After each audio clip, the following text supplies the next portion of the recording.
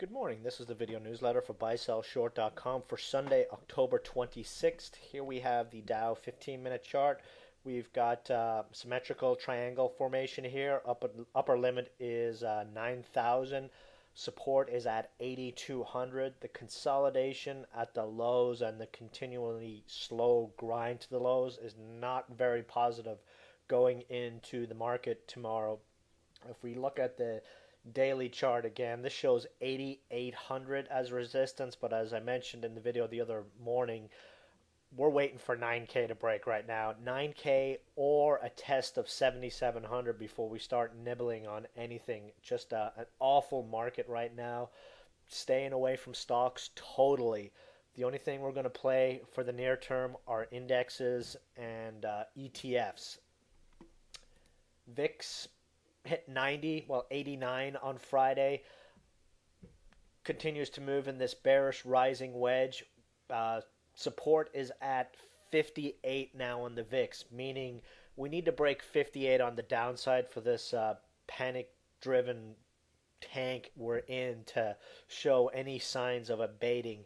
We break 57 on a closing basis, and this current crisis may be over. Quick FYI on how the VIX works. Right now, the VIX is at 89. What that tells you is the Dow will move 890 points intraday. It could go up 899 points, then drop 899.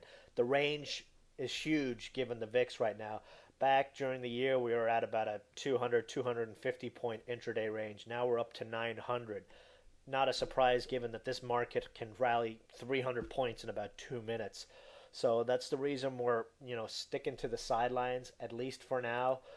Put call ratio 125. 1 is neutral. Below 1 is considered bearish, meaning the market is going to sell off. Above 1 typically is bullish, meaning people have gotten too pessimistic and are buying puts. If we see a spike, we're going to be playing things a little different over the next few days. If we see spikes to 140 to 145, we're going to be buying DIA calls. In the month, same month calls for a snapback rally.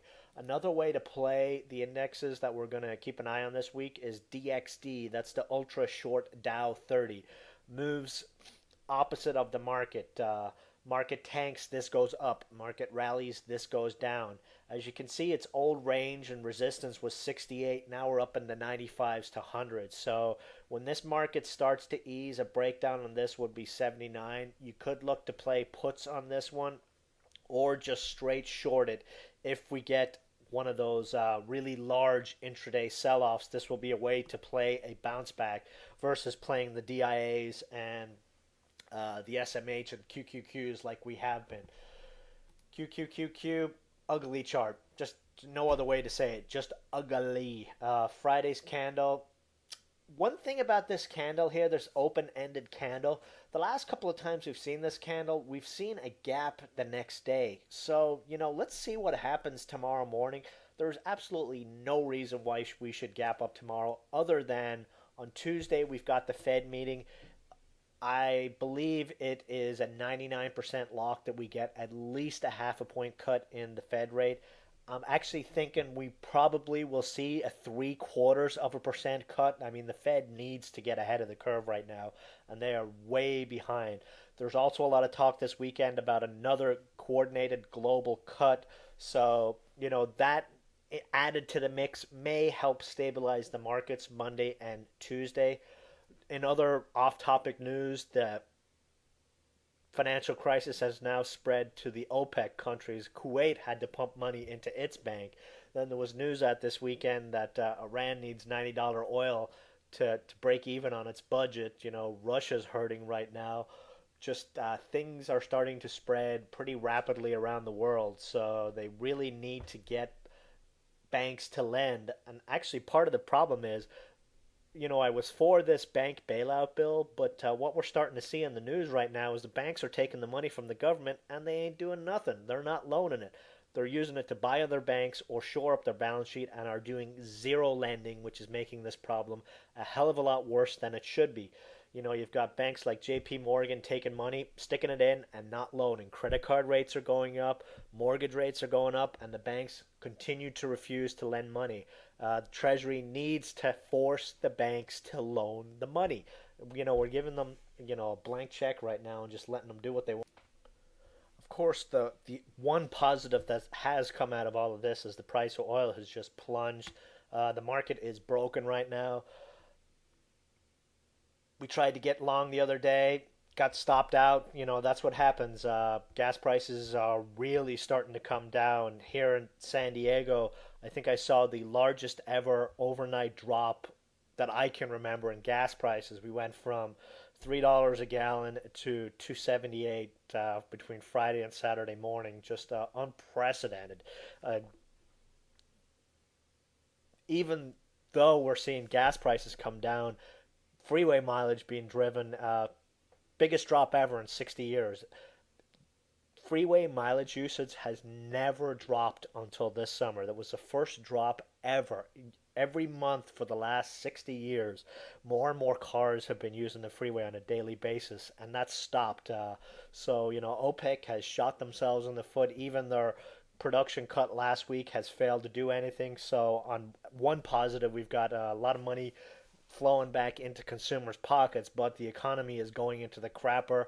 I mentioned a couple of months ago we're going to start hearing nothing but deflation talk. That should start to pick up steam here pretty damn quickly. But anyway, for the market, we've got the Fed and probably a global cut coming on Tuesday. So I really hate gold. Gold is going way down, despite the common sense theory that with the government's pumping money, gold is going to rally. Maybe, maybe not, but we might see a small intraday move. Here's a crappy little gold company, GSS, as we play on occasion.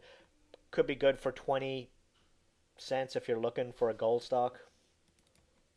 Again, we're not, I want us to play ETFs and the indexes right now, but, there are traders who like a couple of stock plays. GSS is one, RSI is oversold, stochastics in the basement, unbalanced volume in the basement.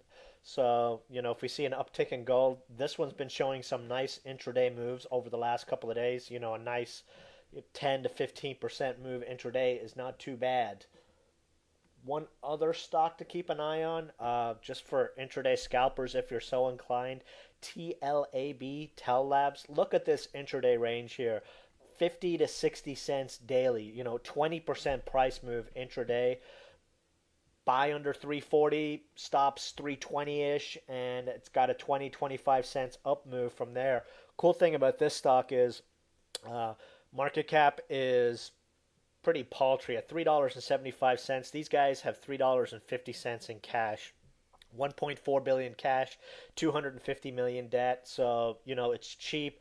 Downside should be pretty limited, but keep in mind that this is a market that is decimating stocks. So if you're playing this Ranger, keep in mind you need to keep pretty tight stops on it or play small.